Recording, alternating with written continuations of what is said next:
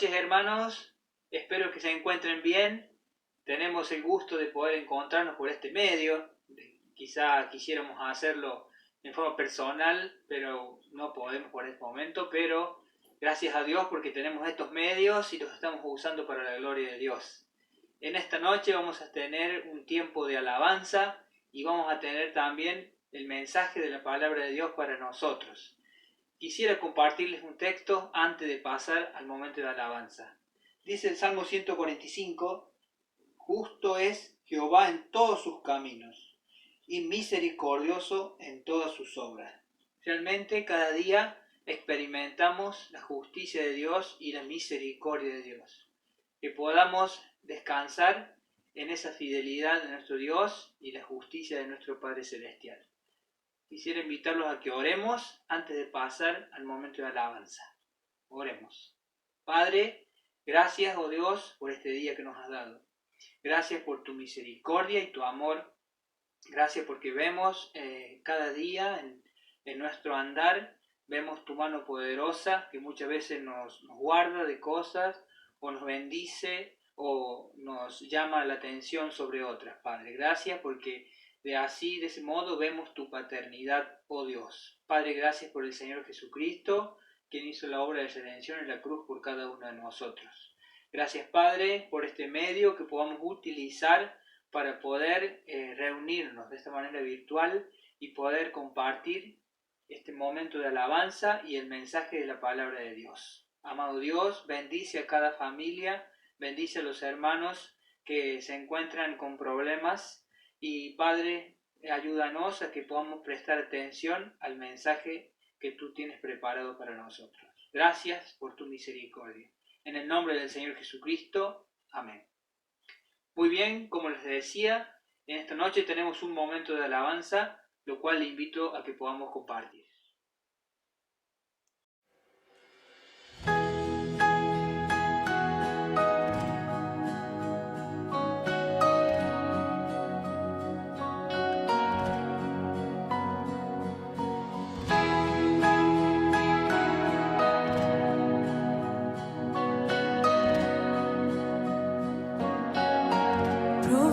Es el amor de Cristo, más que el infierno y la maldad.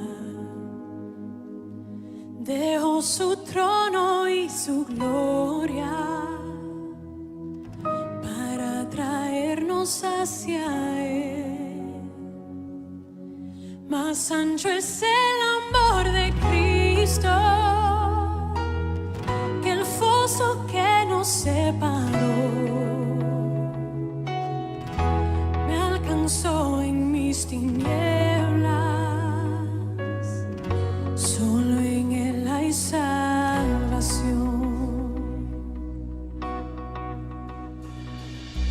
Más profundo que el mar, más allá del cielo está tu amor, me bastará.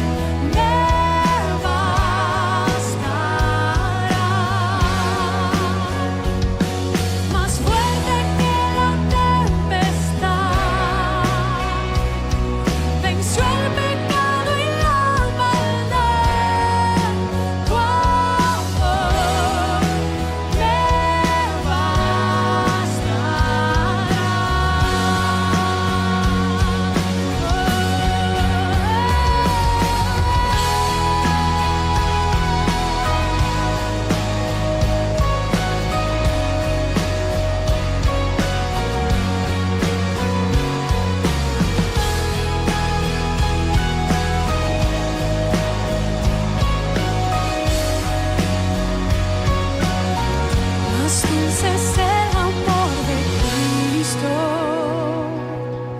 mientras más cerca estoy del fin.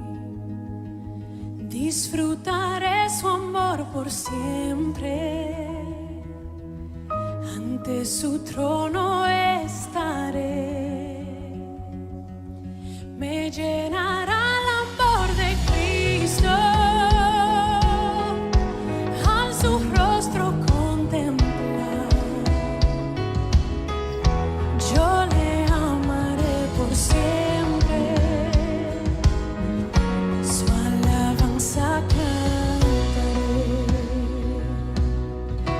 su alabanza cantaré, su alabanza cantaré, su alabanza cantaré.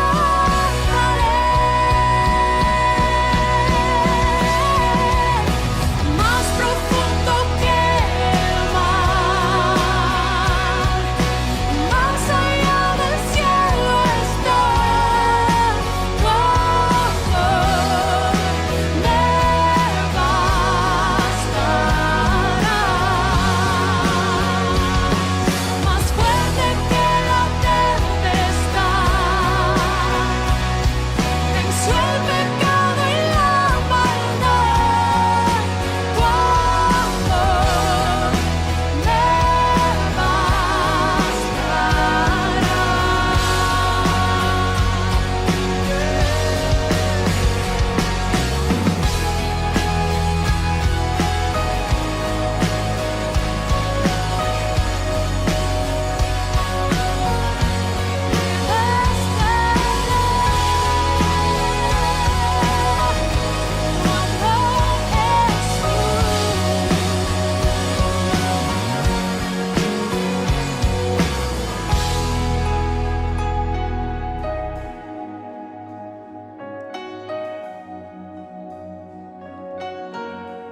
suficientes para mí.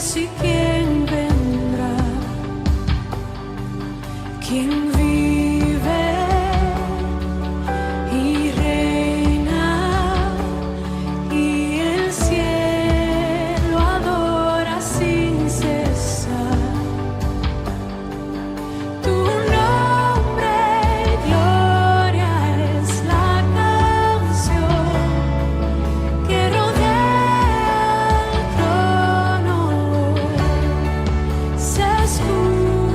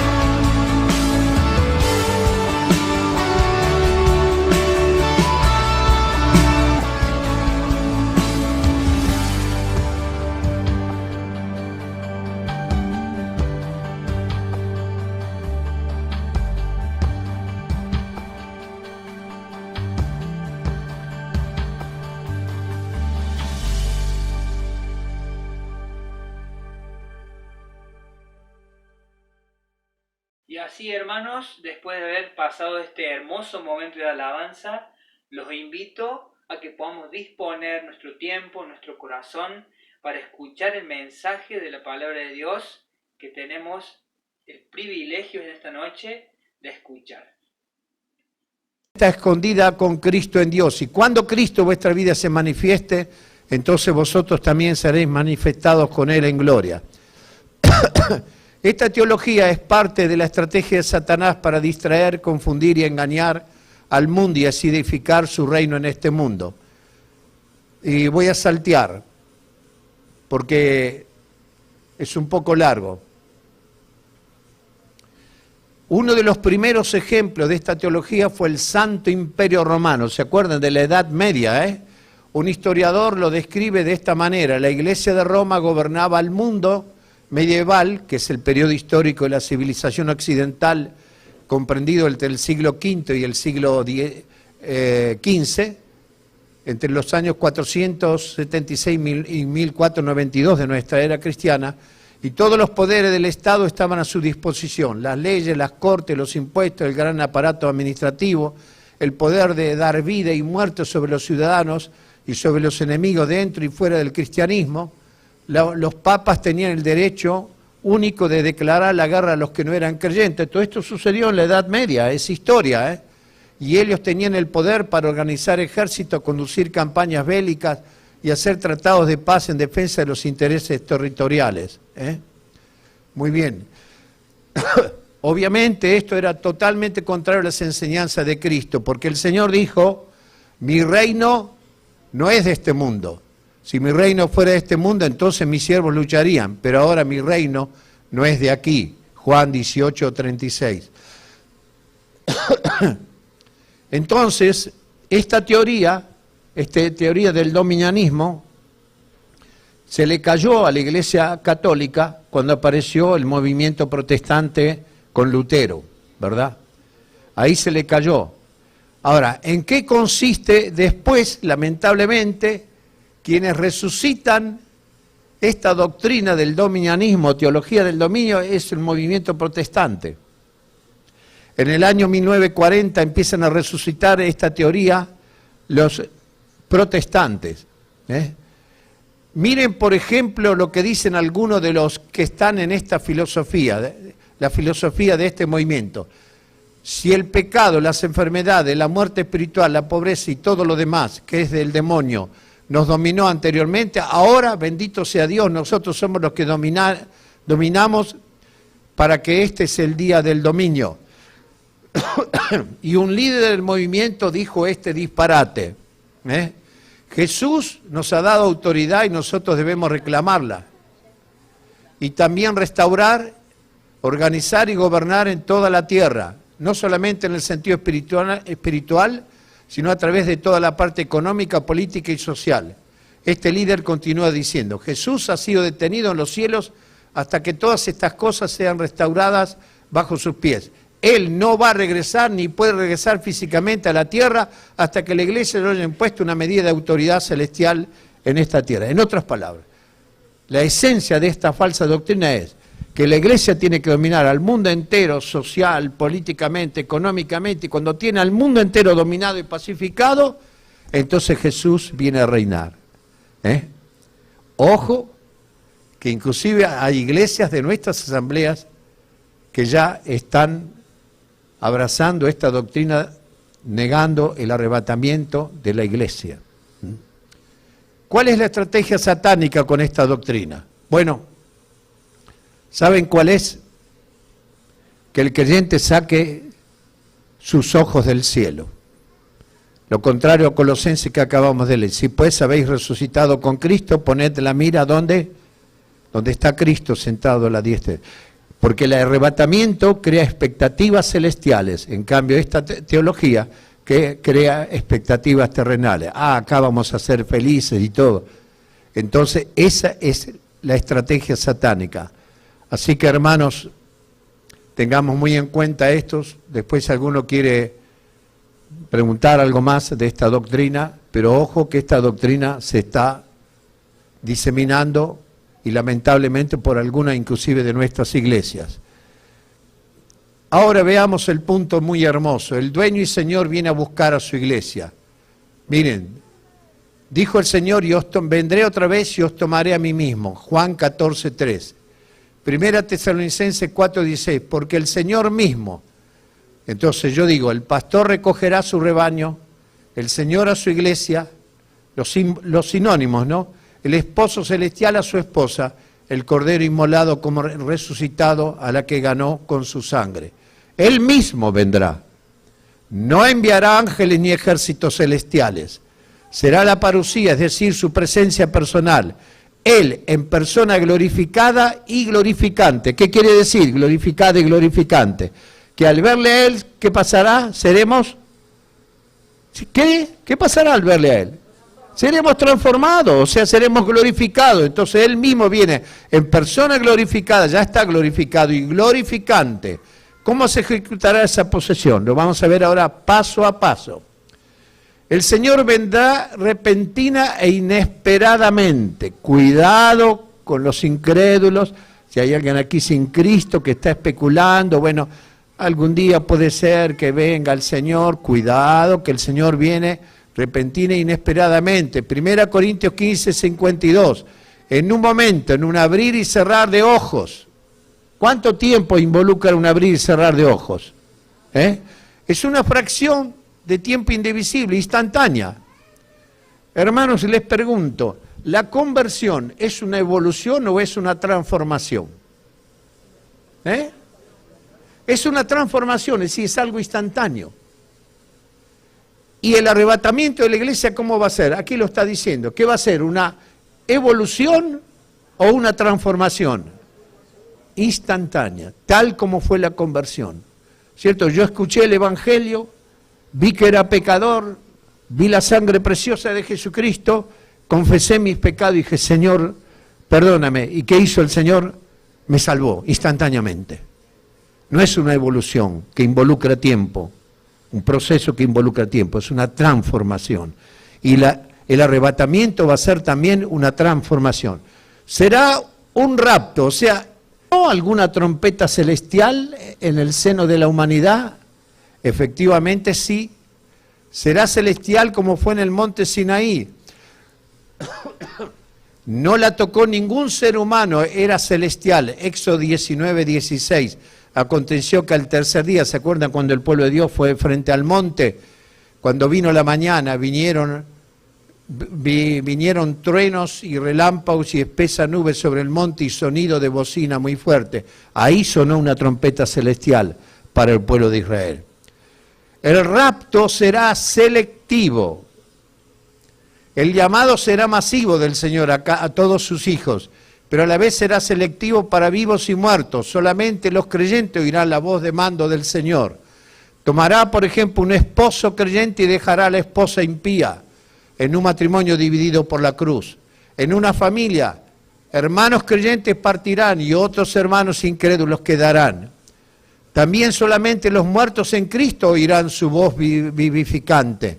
Juan 5:25, esto lo dijo el mismo Señor. De cierto os digo, viene la hora y ahora es cuando los muertos oirán la voz del Hijo de Dios y los que oigan vivirán. Los incrédulos, tanto vivos como muertos, no oirán el llamado. El mundo no oirá la voz de trompeta del Señor. No. Gracias, querido. Mira, allá tengo una abierta. Mira. El mundo no oirá ni la voz de mando del Señor, ni la trompeta, ni nada. ¿Por qué? Porque los incrédulos, sus oídos son sordos a las comunicaciones divinas. No van a oír nada. El mundo se va a enterar por los efectos. Tendrá triple aspecto el arrebatamiento. Tendrá triple aspecto. Primero, resurrección de los muertos. Gracias, querido.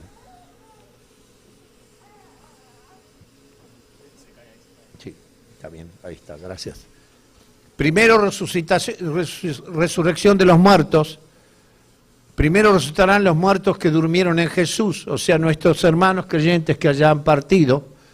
Como dice Pablo en 2 Corintios 5:8, ausentes del cuerpo están presentes al Señor. ¿Cómo están los creyentes que partieron a la gloria? ¿Están en un periodo de hipnosis ahí o cómo están en el cielo? Hermanos, están más vivos que nunca, ¿no? Como dijo Dwight L. Moody, ¿se acuerdan?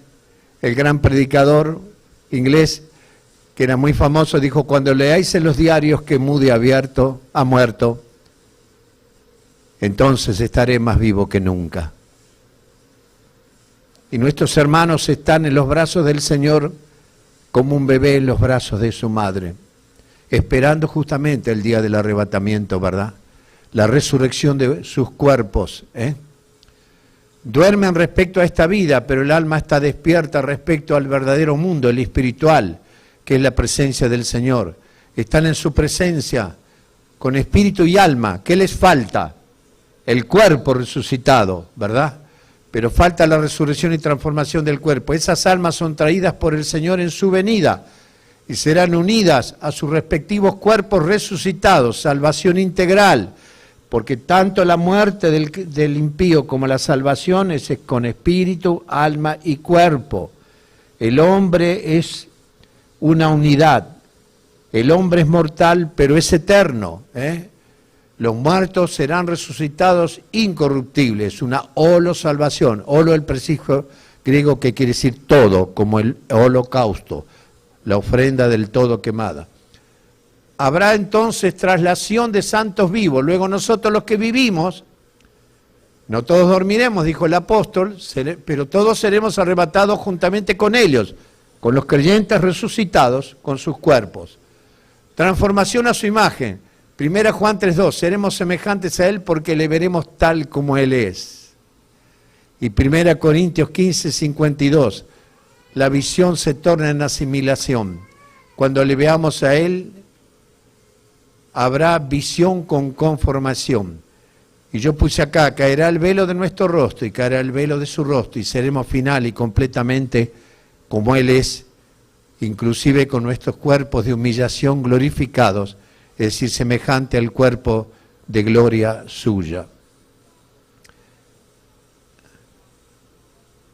¿Qué parte de la iglesia participará del arrebatamiento? La iglesia completa. Desde Pentecostés hasta su arrebatamiento, el domingo de Pentecostés nació la iglesia. Nos encontraremos con el Señor en el camino al cielo, en el aire. La iglesia triunfante, los creyentes que ya partieron, están esperando el arrebatamiento. Y la iglesia militante, nosotros los creyentes vivos, todos juntos y glorificados en las nubes recibiremos al Señor. Consecuencias futuras del arrebatamiento de la iglesia. Ahora vamos a gozarnos conociendo las consecuencias futuras del arrebatamiento. Luis, ¿hasta cuándo podemos? ¿Cuánto falta para cerrar el tema? Y falta un buen ratito. Hasta las 3. Bueno. Díganme, hermanos, cuando están cansados, ¿Están cansados? Muy bien. Consecuencia futura, unión eterna en la casa del Padre. Yo siempre digo que la casa del Padre es la casa del reencuentro, ¿no es cierto? Qué maravilloso será reencontrarnos con nuestros amados que partieron, ¿verdad? Hermanos tan queridos. Juan 14:3, para que donde yo estoy vosotros también estéis conmigo, palabras del Señor. Juan 17:24, Padre, aquellos que me has dado, quiero que donde yo estoy también ellos estén conmigo. Y 1 Tesalonicenses 4:17, y así estaremos para siempre con el Señor. Por fin, el gran combate habrá terminado con victoria eterna. La noche de testimonio de la iglesia quedó atrás para siempre. Unidos con Cristo por la eternidad y coadministrando en el reino eterno, tendremos amplia y generosa entrada en el reino eterno de nuestro Señor y Salvador Jesucristo. La iglesia, y lo he subrayado, la iglesia estará con Cristo en la casa del Padre en el cielo, sin duda que es la nueva Jerusalén, la Jerusalén celestial, y también es el templo de mi Dios. Miren lo que el Señor le dice a la iglesia de Filadelfia, una de las 2 iglesias de las 7 de Apocalipsis que no tienen reprensión del Señor, solamente alabanzas. Apocalipsis 3:12, al vencedor yo lo haré columna en el templo de mi Dios, y nunca más saldrá de allí. Y escribiré sobre él el nombre de mi Dios, y el nombre de la ciudad de mi Dios, la Nueva Jerusalén, la cual desciende del cielo con mi Dios y mi nombre nuevo. Aquí la Escritura está hablando de cuando haya cielos nuevos y tierra nueva, y nosotros vivamos en la Jerusalén celestial, ya posada sobre los cielos nuevos y la tierra nueva. Aquí hay 3 analogías que expresan el mismo lugar, pero ponen de manifiesto 3 características distintivas de la iglesia. La casa del Padre nos muestra el carácter de familia de la iglesia. La iglesia es la familia de Dios. Por eso el Señor dice, la casa de mi Padre. ¿A dónde va la familia? A la casa del Padre. Efesios 2:19, así que ya no sois extranjeros ni advenedizos, sino conciudadanos de los santos y miembros de la familia de Dios. Pero también dice que vamos a estar en la Nueva Jerusalén, o la Jerusalén celestial, en la ciudad real, ¿no es cierto? Y muestra a la iglesia como una comunidad real, que reinaremos con el Rey de Reyes. Apocalipsis 1:6, nos hizo reyes y sacerdotes para Dios su Padre.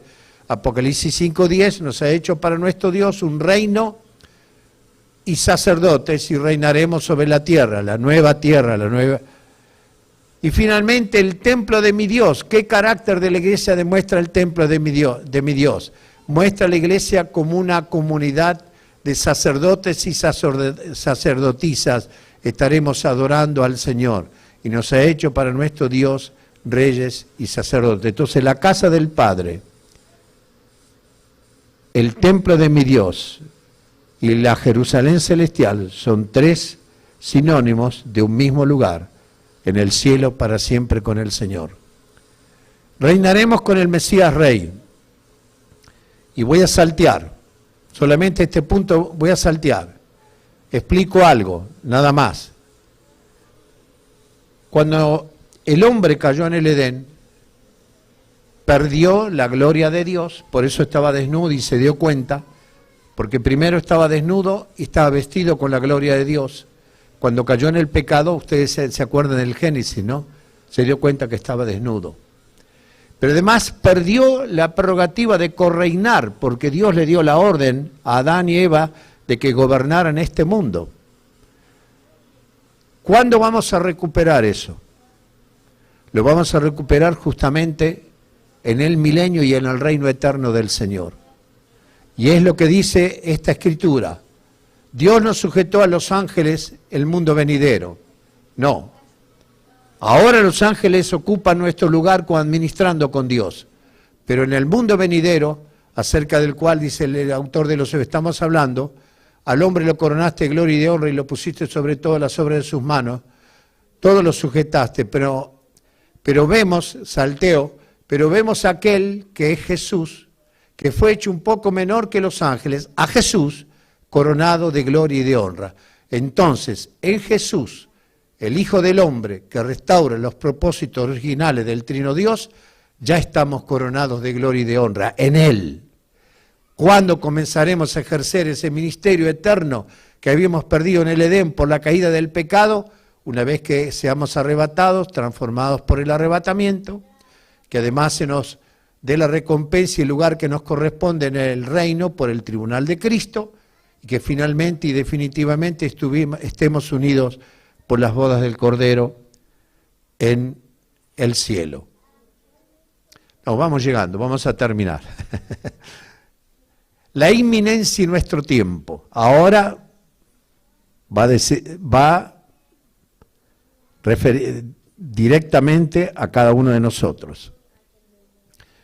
Ante la inminencia del arrebatamiento, se está terminando la estadía de la iglesia en la tierra, ¿no es cierto? Esto constituye un gran desafío para acentuar con urgencia el testimonio universal de la iglesia, con una gozosa adoración, en primer lugar, lo más maravilloso que puede hacer un creyente, un sacrificado servicio imitando el espíritu sacrificial de la cruz, una anhelante espera, ¿de qué? del arrebatamiento y una intensa evangelización del mundo. Hermanos, cuando el Señor nos lleve, nuestra acción en este mundo se terminó. Lo que hicimos, lo hicimos. Y lo que dejamos de hacer, ya no lo podremos hacer. Querido hermano, ¿qué compromiso tienes con el Señor? Querida hermana, ¿qué compromiso tienes con tu iglesia local donde el Señor te puso? ¿Qué, venir solamente los domingos a la cena del Señor? Los martes y miércoles y todas las reuniones estás ausente. Cuidado. Nos gloriamos en el arrebatamiento, pero se termina la oportunidad de servirle, ¿eh? Y hermanos que no vienen a la cena del Señor, que no adoran, que es fundamental en la vida cristiana, es lo que el Señor primero pide de nosotros. ¿Cómo está tu matrimonio, querido hermano? ¿Cómo lo encontrará el Señor cuando Él venga a arrebatarnos? Todas esas preguntas tenemos que hacérnoslas. Es hermoso el arrebatamiento, pero pone fin a nuestra oportunidad de adoración, servicio, testimonio. En segundo lugar, Hechos 5:42. Miren, yo puse, no hay Hechos 5:42 sin Hechos 2:42. De memoria, ¿qué dice Hechos 5:42? Y todos los domingos, en el templo y por las casas, y todos los días, está hablando de los primigenios creyentes, en el templo y por las casas no cesaban de enseñar y predicar a Jesucristo. Esa era la iglesia. Pero ¿dónde estaba? No hay Hechos 5:42 sin Hechos 2:42. ¿Qué dice Hechos 2:42? Y perseveraban ¿en qué? En la doctrina de los apóstoles, en la comunión unos con otros, en el partimiento del pan y en las oraciones. Porque perseveraban en eso, tenían Hechos 5:42, tenían poder para testificar. Y hermanos, si no hay una comunidad que encarne y vive la ética del Evangelio, de la nueva vida expresada en la vivencia de la doctrina apostólica, la evangelización se torna una comedia dramática sin poder de salvación. Por eso a veces en las iglesias no hay conversiones. Tenemos que revisar qué nos pasa, porque a lo mejor no estamos viviendo Hechos 2:42. Entonces no hay Hechos 5:42. Finalmente, el tiempo es un agente de Dios. ¿Qué quiere decir eso? Que Dios maneja el tiempo, no el tiempo lo maneja Dios. ¿No es cierto? Miren que dice 2 Pedro 3:8, pero amados, no ignoréis esto, que para el Señor un día es como 1000 años y 1000 años como un día. Aquí hay dilatación y contracción del tiempo. Porque dice, un día es como 1000 años, dilatación del tiempo. 1000 años como un día, contracción del tiempo.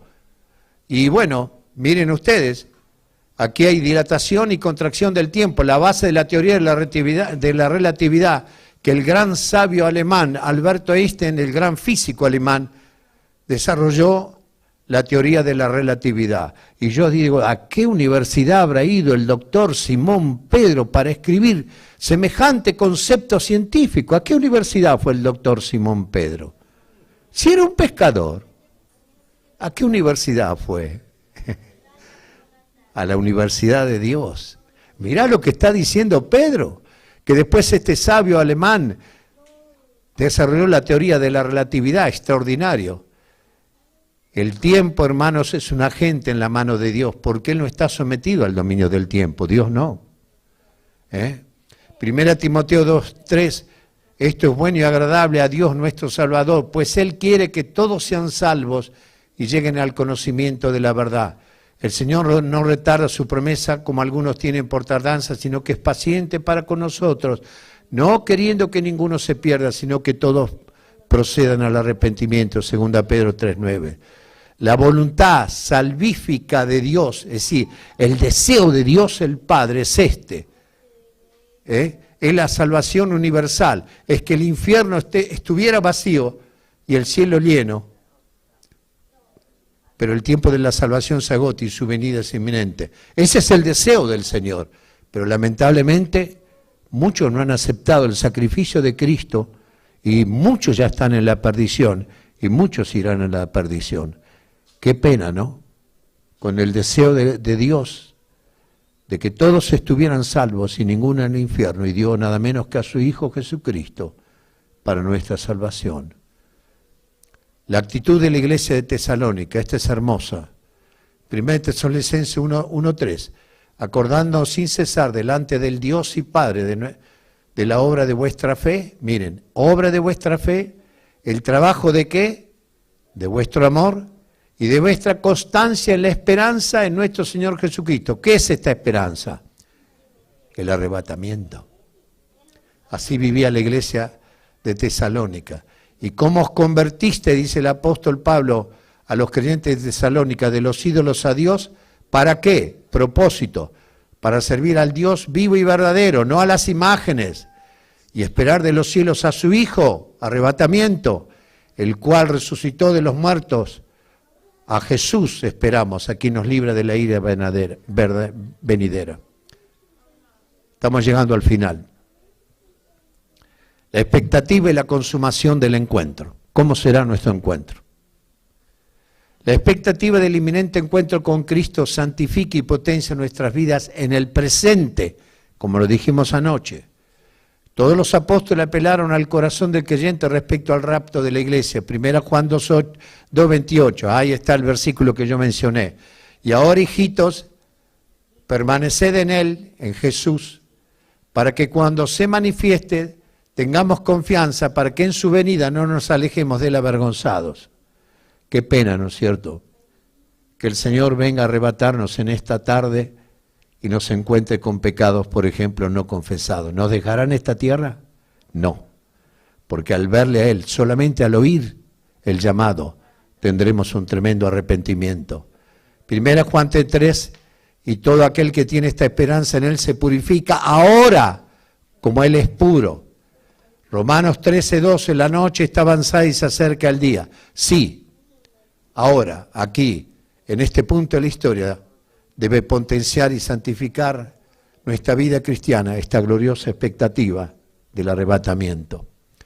Cristo está trabajando en su iglesia con su Espíritu Santo, dice en Efesios, a fin de presentársela a sí mismo una iglesia gloriosa, que no tuviese mancha ni arruga ni cosa semejante, sino fuese santa y sin mancha.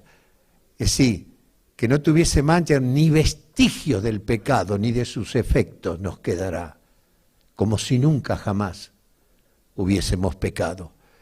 1 Tesalonicenses 5:23, y el mismo Dios de paz os santifique por completo.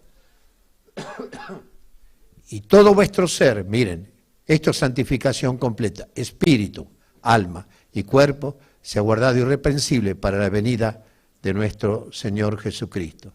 Y el apóstol San Judas dice, y aquel que es poderoso para guardaros sin caída y presentaros sin mancha delante de su gloria con gran alegría. Hebreos 9:28. Para quitarnos del ambiente del pecado viene el Señor. La consumación del encuentro está siendo ansiosamente deseada por Cristo y por su iglesia. Cantares 2:10, lo que decíamos anoche. Amada mía, hermosa mía, dice el Señor, levántate y ven. Ese es el deseo del corazón de nuestro Señor. La iglesia le contesta, la voz de mi amado ya viene saltando sobre los montes, brincando sobre los collados. La iglesia triunfante ya en el cielo y la iglesia militante aún en la tierra suspiran por su venida. Hermanos, ¿cómo sentiremos cada uno de nosotros la voz de mando, el llamado del Señor? Yo estudié en la Biblia. ¿Cómo lo sentiremos? Miren, cuando el Señor llamó a Lázaro, ¿cómo le dijo?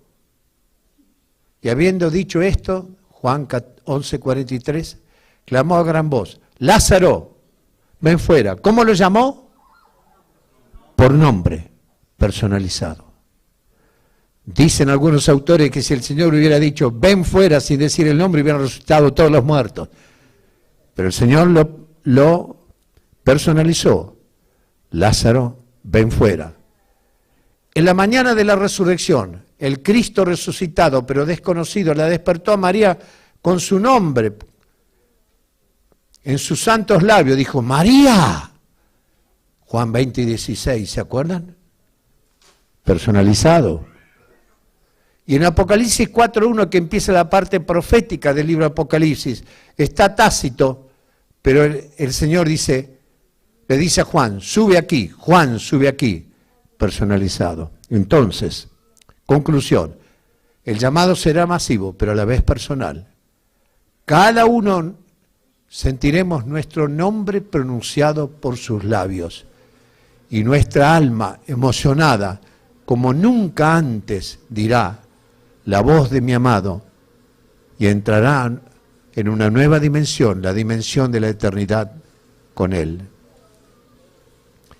El Señor entrará al cielo, como lo dice el Salmo 24. Ustedes vieron que está repetido 2 veces.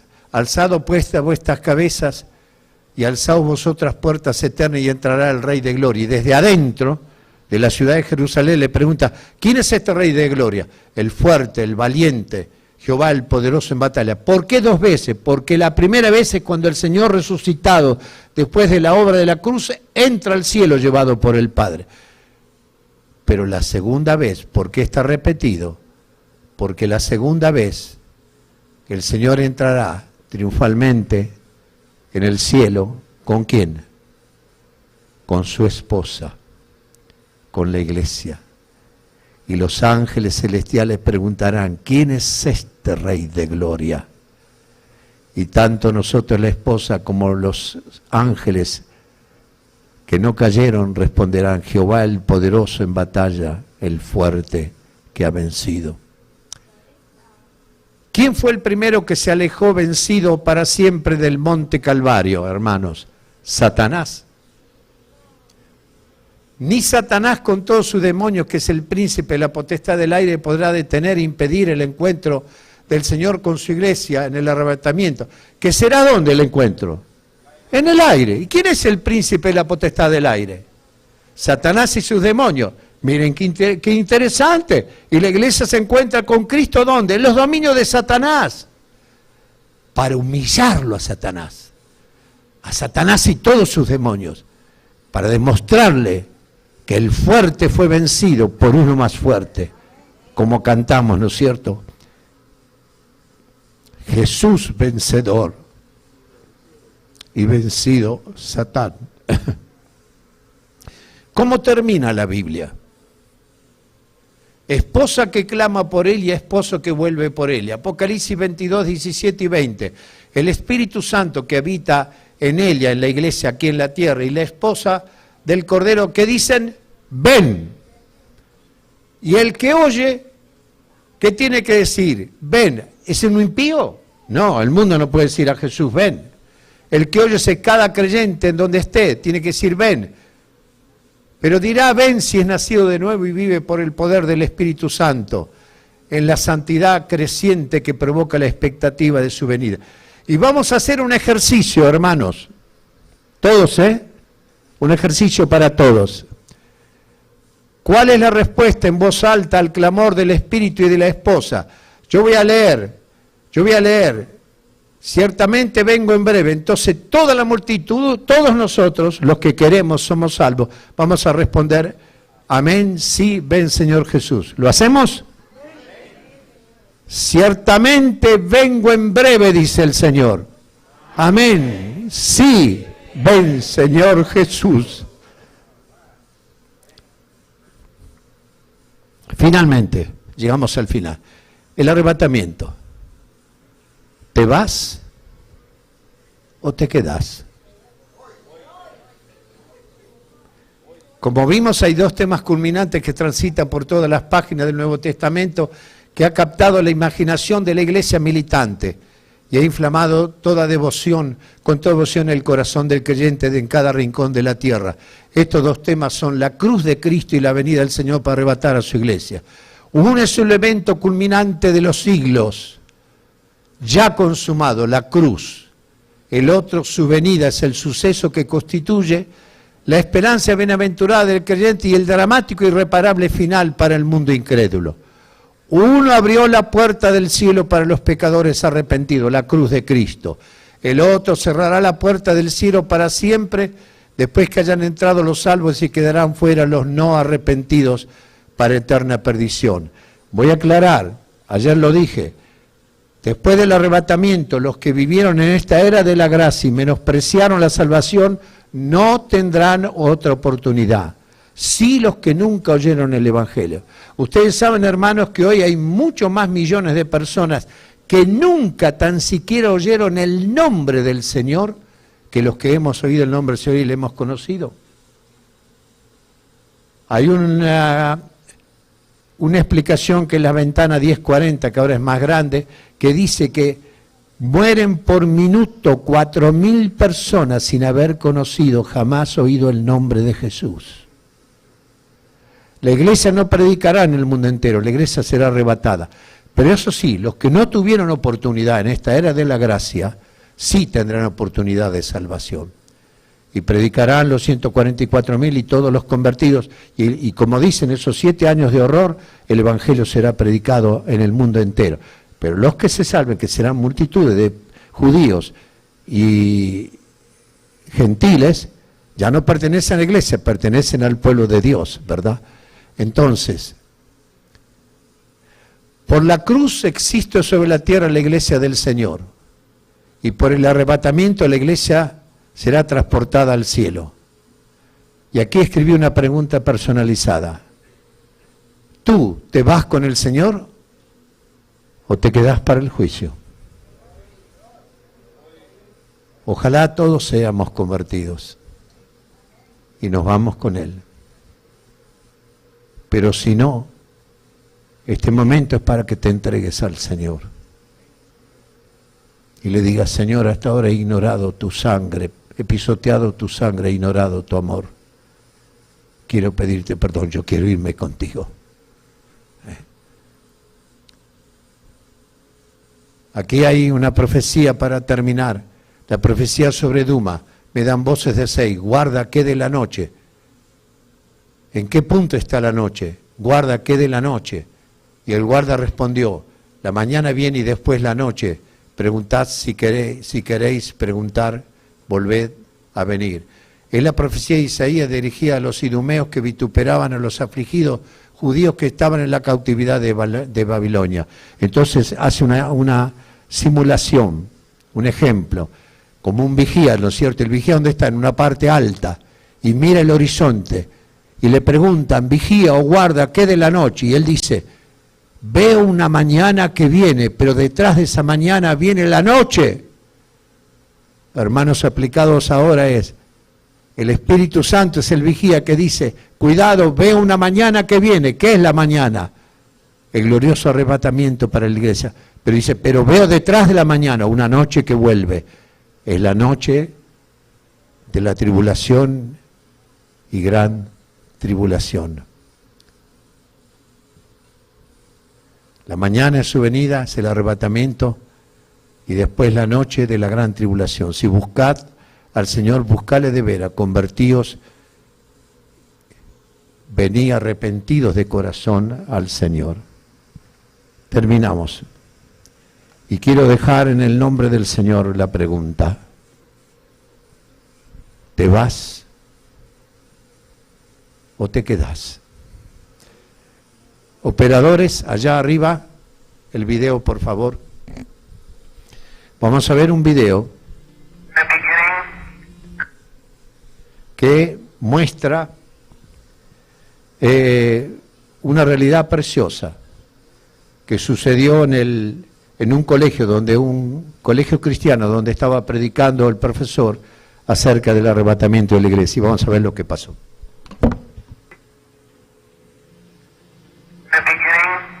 God created the heaven and the earth was without form and void, and darkness was upon the face of the deep. And God said, let there be light, and there was light. And God saw the light, Today was good.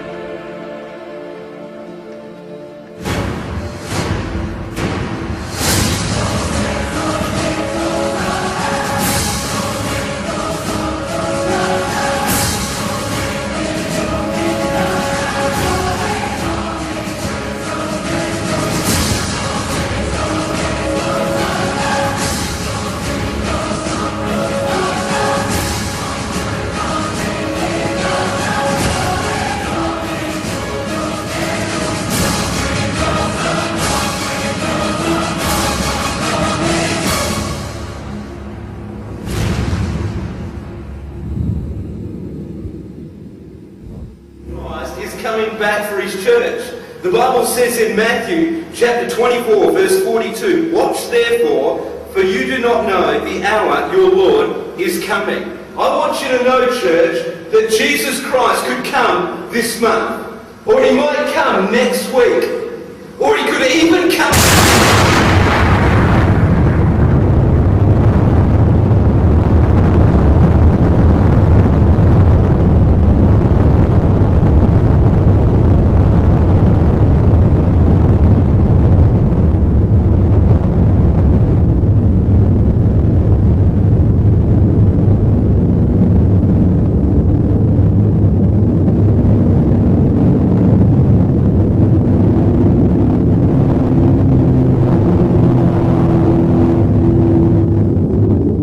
Y así, hermanos, estamos llegando al final de este encuentro virtual. Después de haber escuchado el mensaje de la palabra de Dios, que el Señor nos ayude a poner por obra lo que hemos escuchado. Es el deseo de que Dios nos bendiga y que los guarde en el resto de la semana a cada uno de ustedes. Muy buenas noches.